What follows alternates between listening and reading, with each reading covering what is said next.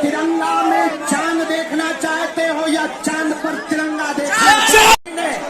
अति संघर्ष करके आज एक ऐसा इतिहास लिखा, एक ऐसी क्रांति ला रहे हैं कि पूरे पश्चिम बंगाल का, कलकत्ता का यह ग्राउंड का पत्ता पत्ता गीता पाठ, अर्थात घर घर सनातन पहुंचे, घर घर गीता पहुंचे, अर्थात घर घर राष्ट्र स्वाभिमान पहुंचे।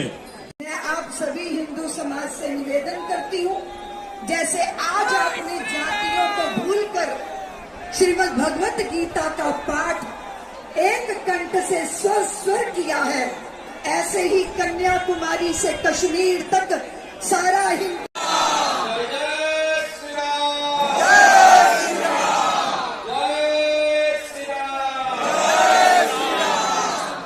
আমাদের শ্রীমদ্ ভগবত গীতা 3টি অধ্যায় এর পাঠ শেষ হয়েছে।